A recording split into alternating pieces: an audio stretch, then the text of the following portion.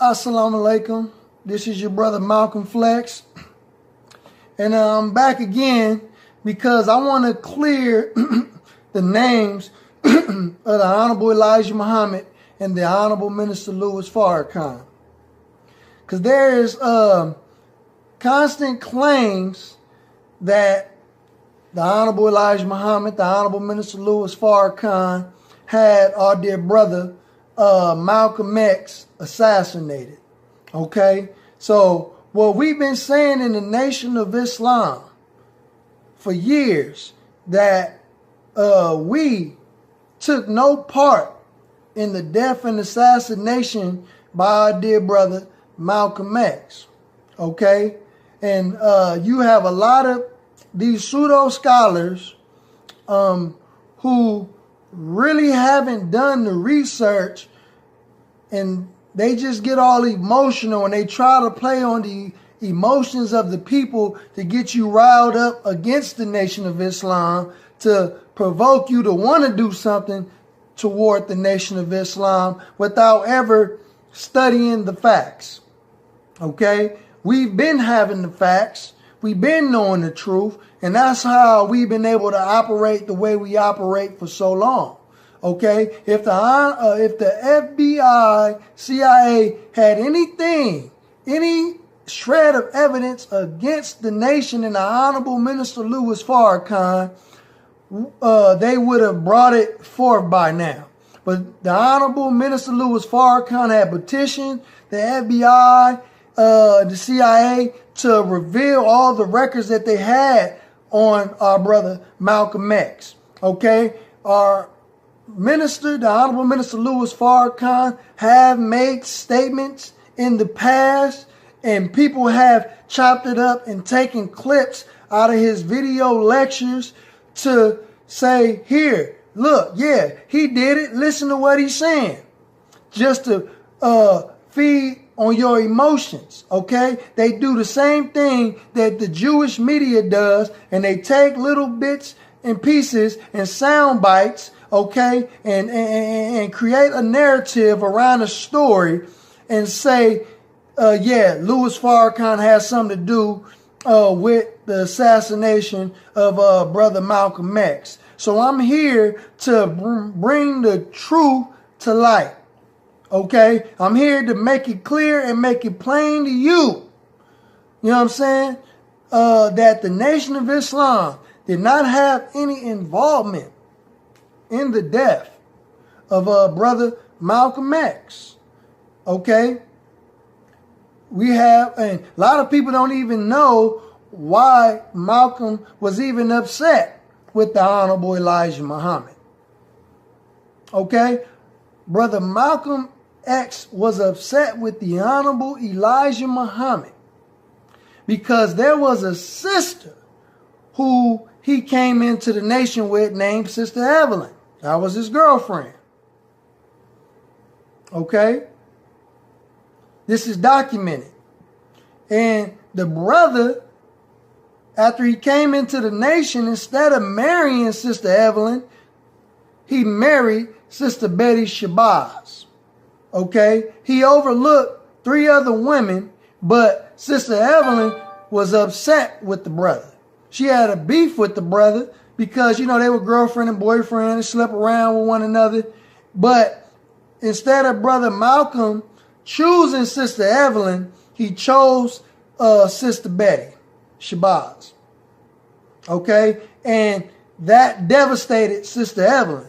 Okay, after brother Malcolm X got married to Sister Betty. Okay, so after they got married, the Honorable Elijah Muhammad married Sister Evelyn, and they had a child. So here's a clip from one of our revered scholars and brothers and love brothers in the black nationalist and black Pan-African movement, Dr. Ben, explaining what happened with Brother Minister Malcolm X and the Honorable Elijah Muhammad. Check this out. Yes, it's like the Mormons. The Mormons can't be regular polygamists because The United States don't recognize two wives at the same time, but they can have church weddings. And they do have church weddings, where I could marry you in the church, 3 women in the church. The state can't do nothing, but I can't marry 3 women in Utah from the state. Because the United States has said, by virtue of court decision, no polygamy. When Wallace said that Elijah had the intercourse with Malcolm's girlfriend and she had gotten a child for his father, that's when the thing started. As to whether or not anything else happened, that's the first time, and it remained dominant in Malcolm's mind. That the minister had lost his trust. He had lost his trust in the minister when the minister did that. If we get not that. When Wallace said that Elijah had the intercourse with Malcolm's girlfriend and she had gotten a child for his father, that's when the thing started. As to whether or not anything else happened, that's the first time, and it remained dominant in Malcolm's mind. That the minister had lost his trust. He had lost his trust in the minister when the minister did that. If we get not that. Assalamu alaikum. This is your brother Malcolm Flex, and we back with another exclusive. With this one, I just wanted to clear the name of the Honorable Elijah Muhammad and the Nation of Islam, because there's a lot of rumors going around, you know, that was inspired by the enemy, the FBI, the CIA, because there's a battle over the hearts and minds of the people.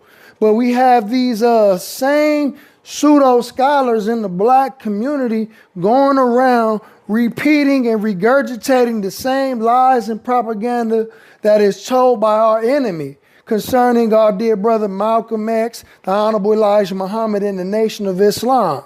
Okay? But what these so-called scholars, these pseudo scholars, failed to tell you, I don't know if they don't know and just didn't do the research, or they're lying intentionally, but they failed to tell the people why Brother Malcolm was really upset with the Honorable Elijah Muhammad. And I just got through playing a clip for you by our dear brother Dr. Ben, revealing why he thinks Malcolm was really upset with the Honorable Elijah Muhammad. And I was dealing with our Sister Evelyn, who was the wife of the Honorable Elijah Muhammad. Sister Evelyn came into the Nation of Islam with Brother Malcolm. They were boyfriend and girlfriends, okay? But Malcolm X did not marry Sister Evelyn. Instead, he chose Sister Betty Shabazz. And after Brother Malcolm married Sister Betty Shabazz, Sister Evelyn was devastated. Therefore, the Honorable Elijah Muhammad ended up making her one of his wives, and they had a child together, and that enraged and infuriated Brother Malcolm X. So I will reveal and read a letter written by Brother Malcolm revealing his domestic life to the Honorable Elijah Muhammad. So here's the documentation that I'm about to read. I won't read the whole thing because it's 5 pages long, but I will read the important parts that are necessary in this context, okay? So I'm going to open in the name of Allah, but I'm going to skip down to the 2nd and 3rd paragraphs, and then I'm going to skip to the 3rd paragraph on the 2nd page. Assalamu alaikum. In the name of Allah, the Beneficent, the Merciful, to whom all praise is due, whom we forever thank for giving us the most honorable Elijah Muhammad. Okay, we'll skip down the 2nd paragraph. Brother said, I did not give you all the facts on my domestic affairs. You once told me that you judge according to the facts presented to you, and not all of us do that. We have that problem. Ain't that right? But let's continue. Thinking that as a man, a Muslim, and as a minister, that I was automatically responsible to blame for whatever condition my domestic affairs had fallen to. I in no way said anything at any time to make my wife look bad or to make her look to blame. But in attempting to carry the complete load with no explanation whatsoever of what made me act as I have, I now see would be doing myself some injustice. I have never made love to Sister Lucille nor to Minister Robert's sister, Betty Sue. I did propose marriage to Sister Betty Sue, but never made love to her, nor do I think that I ever even told her that I loved her. My proposal was governed by a suggestion to me, but when I've learned it to be only a suggestion, I quickly tried to get out of it, for which I recognize my error in building her hopes. Of the above sisters, Sister Evelyn is the only one who had a legitimate beef against me. Why? Because I was his former girlfriend. That's the woman who he slept with. So when brother married Sister Betty Shabazz, Sister Evelyn was devastated. Okay? And it says, and I do bear witness that if she complains, she is justified. Brother Malcolm's words. And also Betty Sue for me breaking my word. Okay, so I'm going to skip down to the 3rd chapter on the 2nd page to show you where the brother chose up and why he chose up on Sister Betty Shabazz instead of Sister Evelyn. It reads, so I decided to get married. I didn't marry on the spur of the moment. I deliberated long and selected carefully. I chose Betty over the others for many reasons.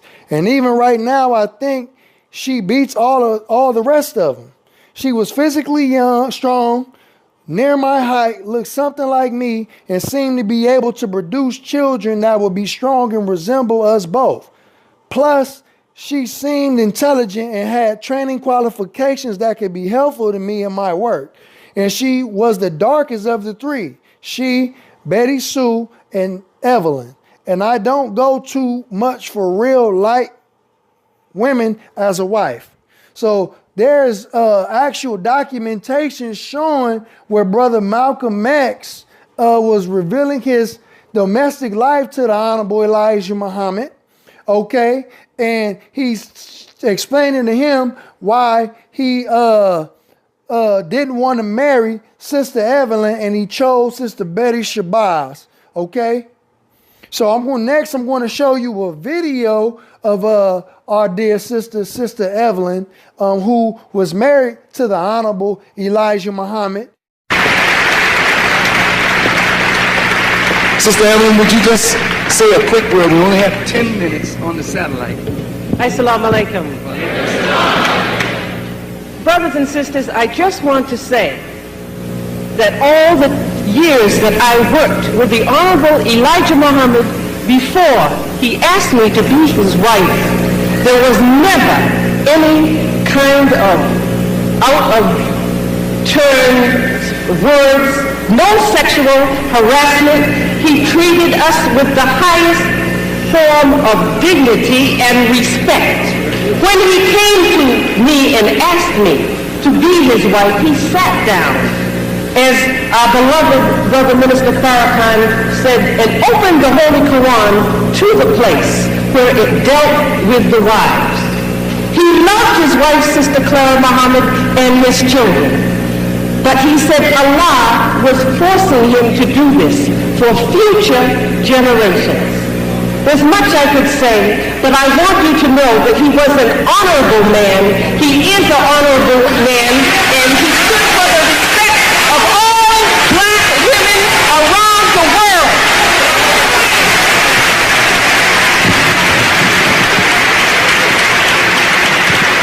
This is his daughter from Sister Evelyn Muhammad, the one you saw in the movie that Evelyn was holding in her arm. This is the daughter. My son married this daughter and produced 6 children, 5 sons and 1 daughter. And these are the grandchildren of Elijah Muhammad and the grandchildren of Louis Farrakhan. They are brilliant, and I see in them the spark of their grandfather and their ages-old great-grandparents. Okay, so Dr. Ben never claimed that the Honorable Elijah Muhammad was messing around with any teenage secretaries. That was just pumped up and sensationalized by Brother Malcolm X, because he was already upset with the Honorable Elijah Muhammad because he married and had a child by Brother Minister Malcolm's former girlfriend. Okay, now if Sister Evelyn was a teenager when the messenger was allegedly messing with these teenagers, then that means Malcolm was messing with her as well as a teenager, because he was messing with her first, but that would be a stretch. But I just want us to think logically with common sense. Okay, so I showed you the proof. I showed you the actual documents.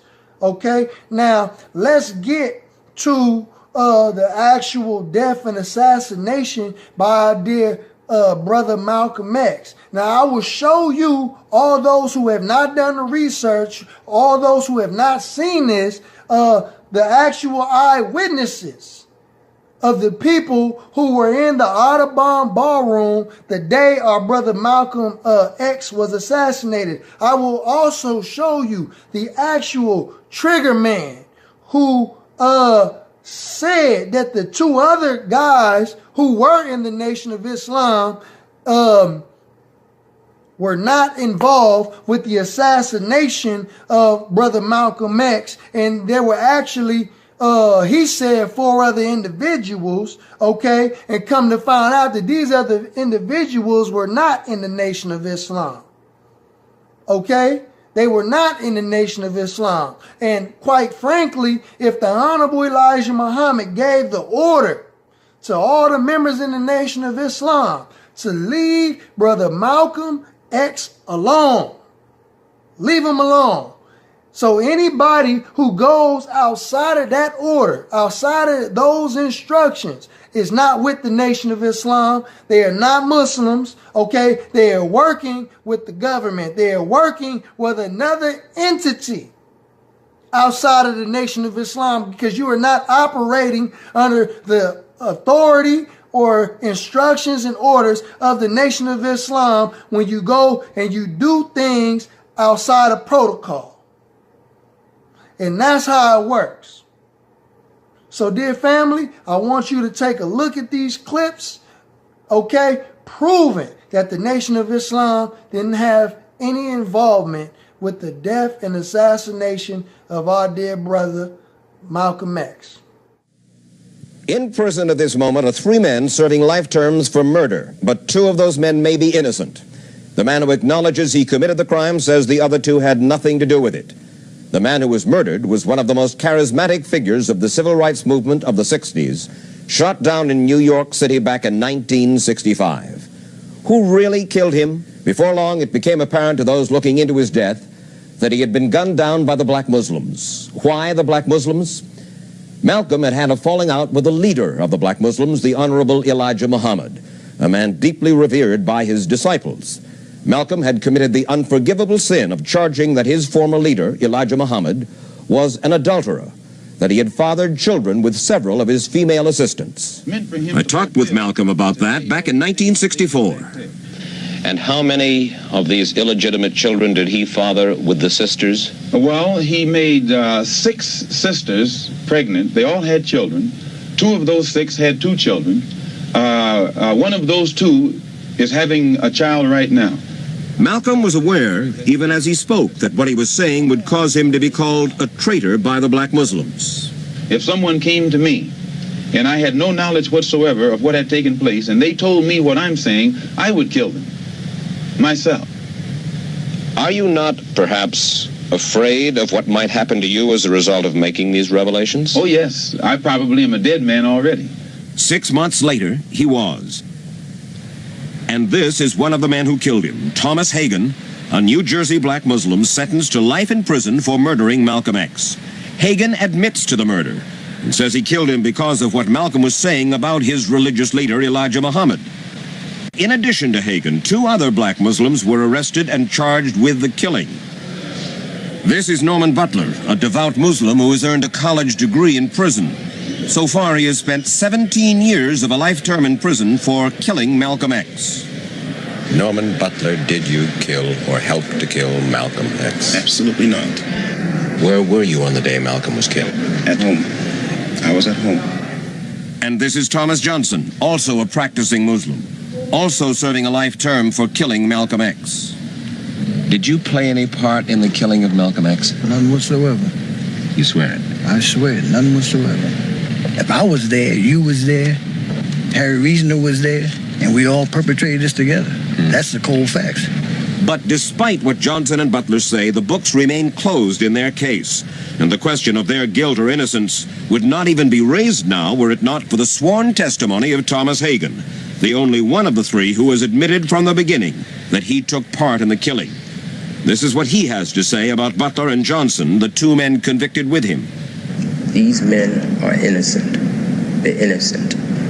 I cannot say why witnesses testified against them, but I can honestly say that it's not the first time that witnesses have lied against men. What has happened to these men is just as bad as what has happened to Malcolm. The three have been serving time in 3 different prisons in the state of New York. 3 convicted assassins, with the one maintaining that the other 2 are innocent.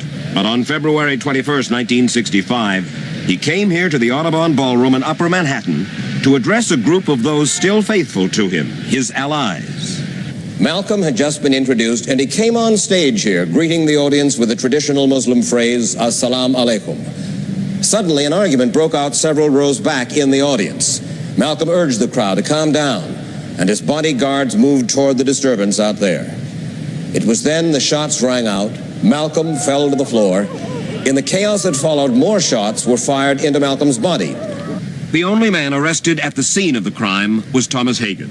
He virtually fell into the hands of police, who had to tear him from Malcolm's angry followers.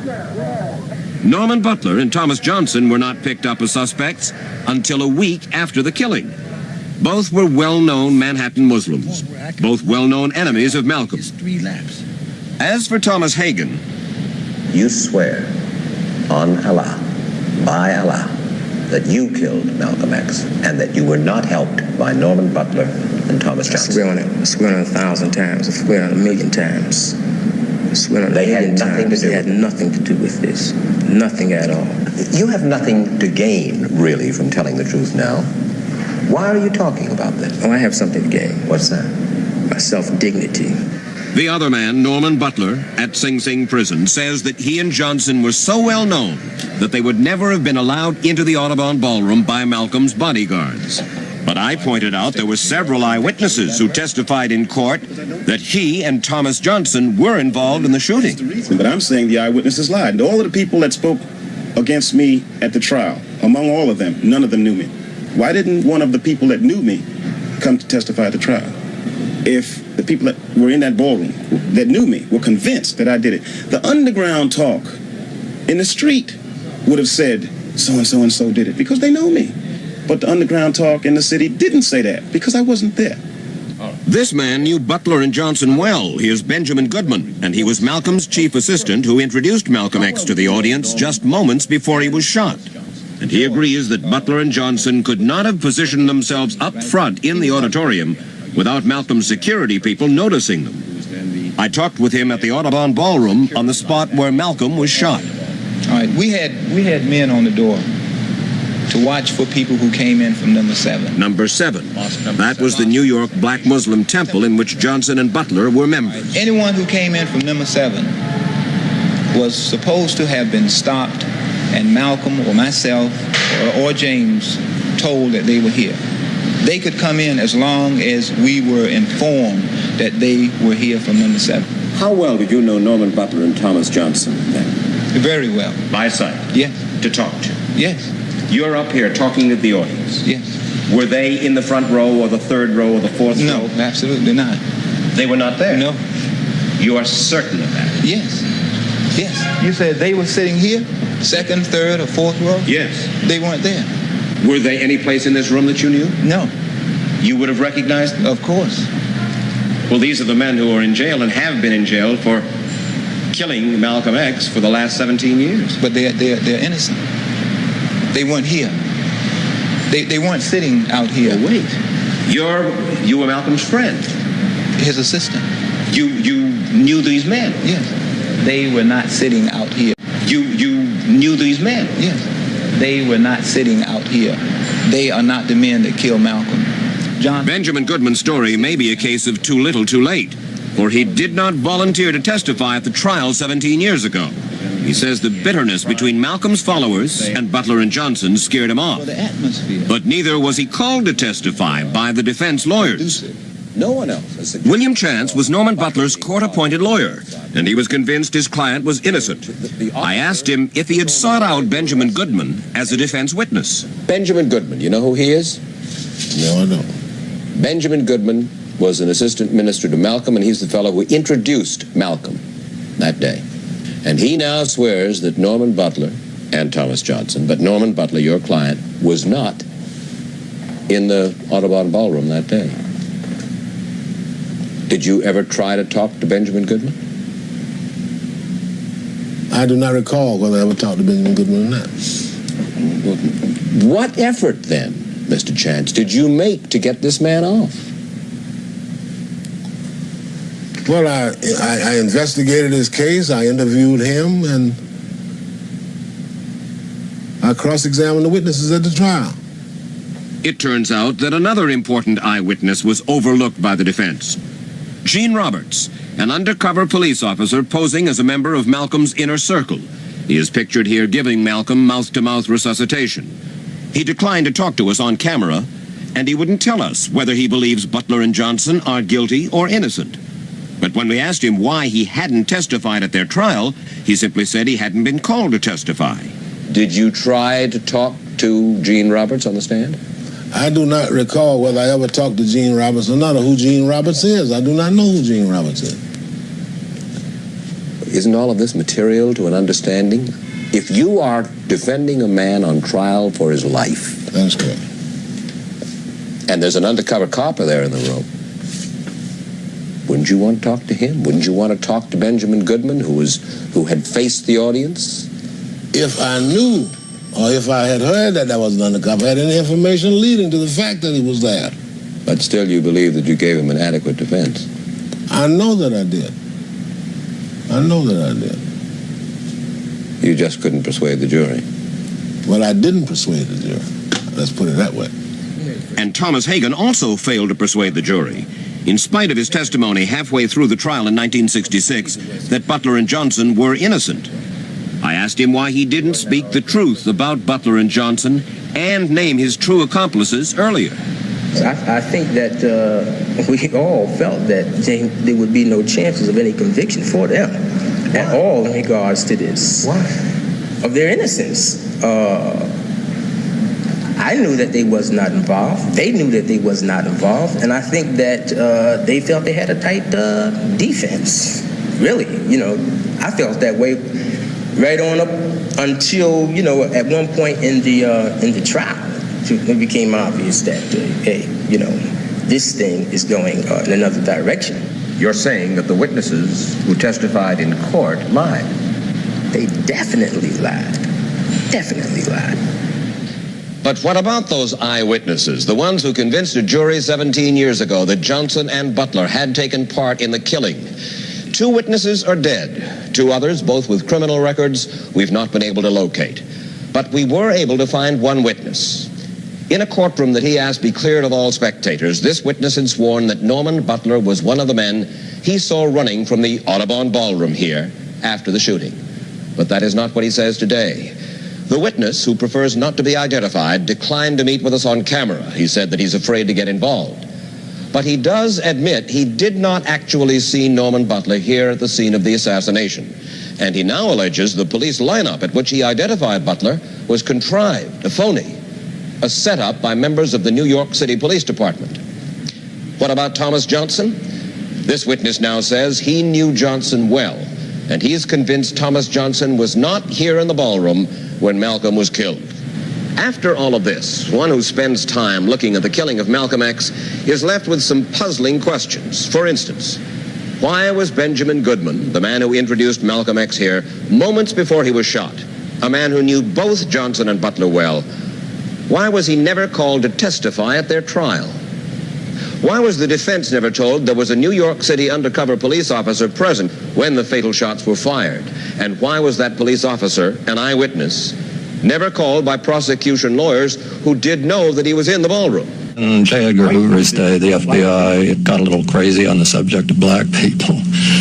They had Elijah Muhammad under surveillance for at least 20, 25 years. They had Malcolm under surveillance for most of his public life. When I say surveillance, I'm talking about wiretaps, I'm talking about room bugs, I'm talking about infiltrators. You were an undercover agent for the police. He didn't know that. No, he didn't. And you got in close, very close. He trusted you. I would say yes, sir. Gene Roberts got so close that he became Malcolm X's bodyguard, even though he was really an undercover cop in the New York City Police Department. Your job was to gather intelligence, to gather information. Yes. And the Bureau's mission was to keep tabs on potentially violent people? Yes. Why was Malcolm X considered a potentially violent, if not in fact violent person? Well, I guess at that point in time, society wasn't ready for Malcolm X. He was saying a lot of things that society didn't want to hear at that point in time. The week before he was killed, there was a meeting at the Audubon. And I saw what I thought, and I still think, was a dress rehearsal for Malcolm's impending assassination. I called the department the following morning, and I told them that I felt that this was as I put it, a dry run. And they told me that, okay, we'll pass it on and we'd take care of it. What they did with it, I really don't know. Now, let me show you how this white racist system treats black folks.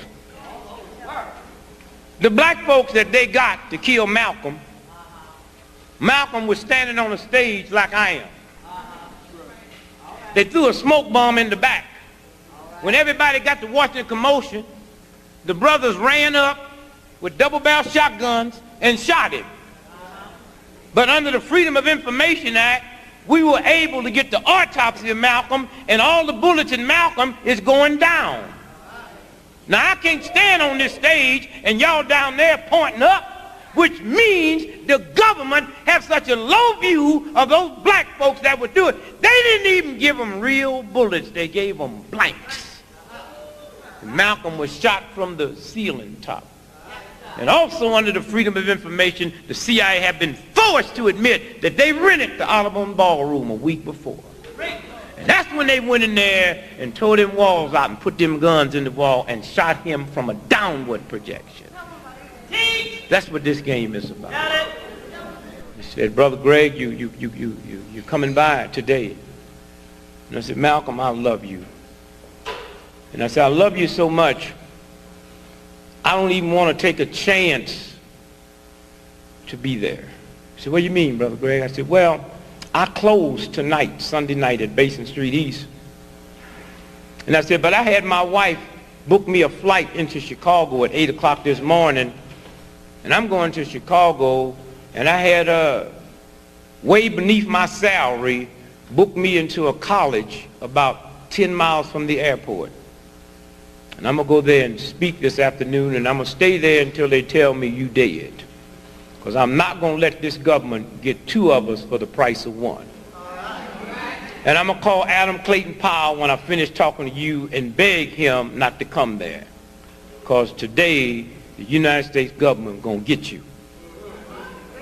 Okay. And I'm not going to be there. I love you. I don't even want to take a chance of my heart changing. So I went to Chicago. And when they came and they told me Malcolm's been killed today, I got back on the plane and came back here. Malcolm was killed because of another brother named DePinto. A lot of people thought he was African, but he was East Indian. He was born in Nairobi. He's the one that changed Malcolm's head from black nationalist to Pan-Africanism and made that connection from here to there.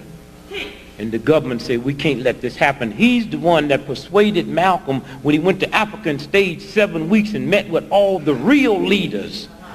And then he's the one that discussed with Malcolm of bringing racism to the doorsteps of the UN.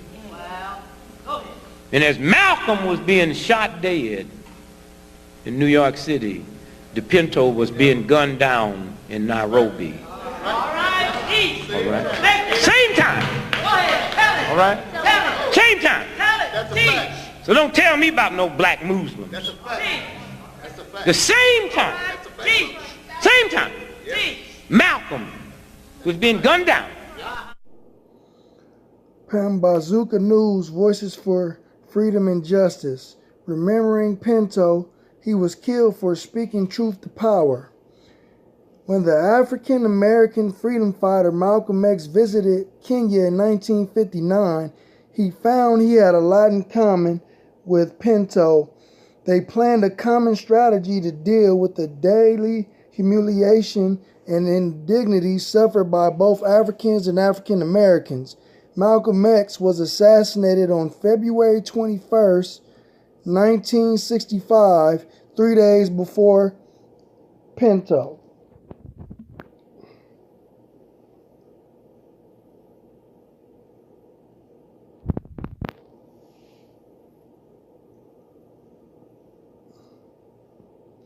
In Nairobi on February 24th, 1965, Pinto was shot at very close range in a driveway while waiting for the gate to open. He was with his daughter in his car at the time of the killing.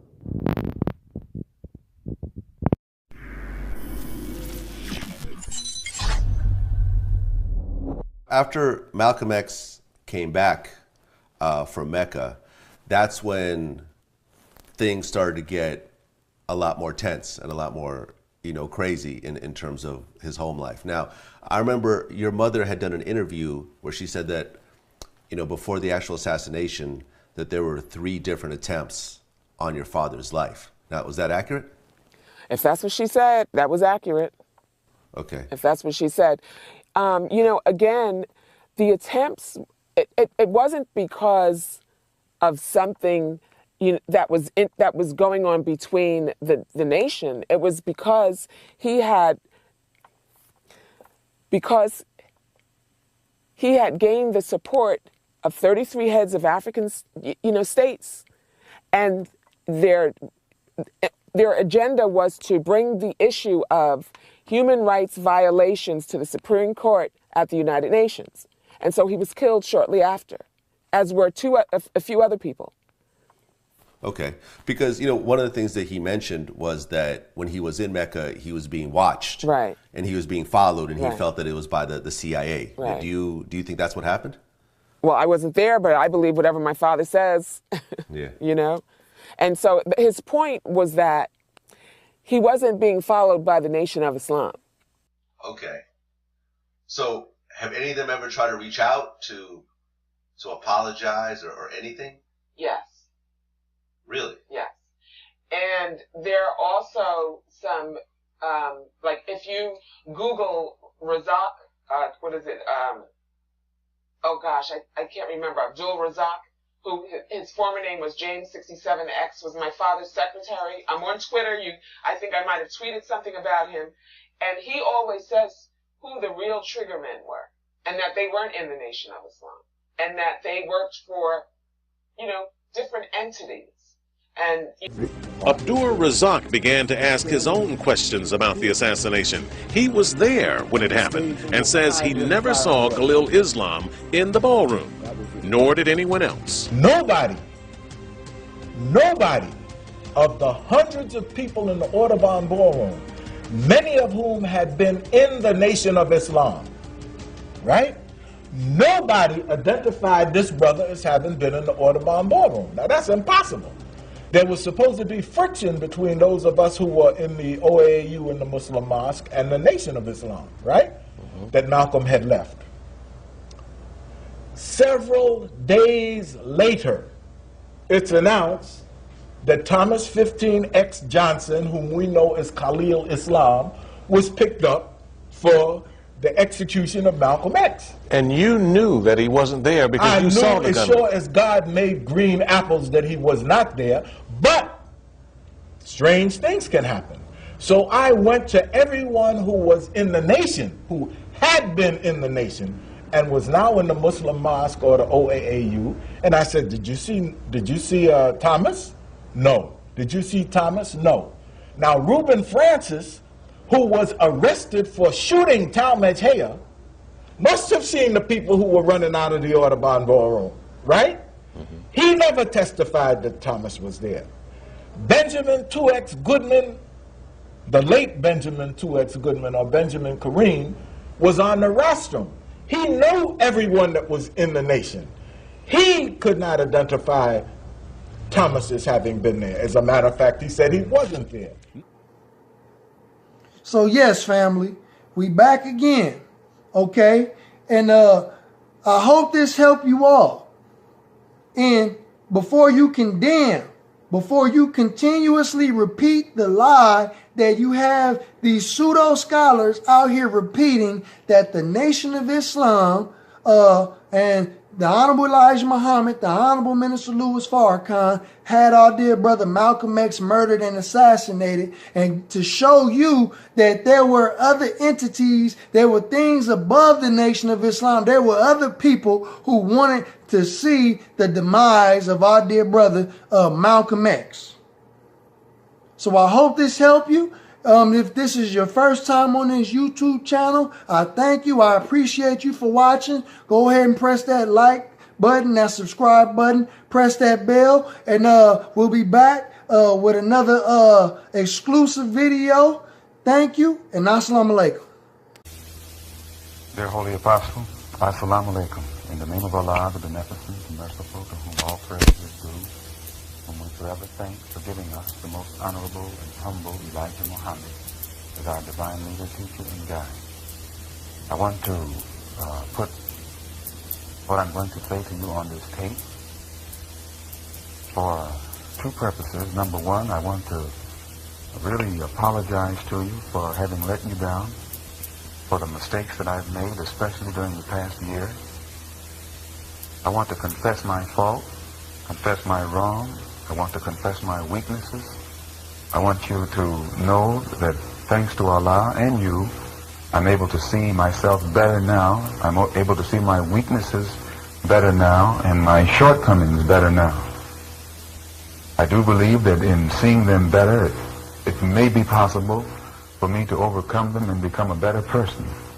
At least I am praying to Allah that this is the case. And above all else, I'm praying to Allah to put mercy and forgiveness in your heart.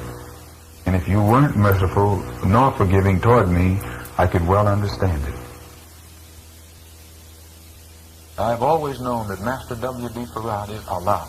I believe that Master W.D. Farad is Allah, and I believe that you are his messenger.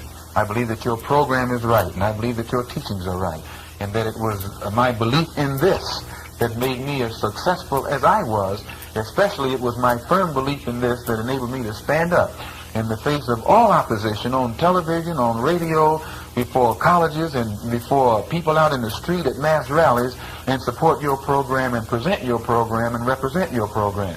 It was my faith in it that enabled me to represent it.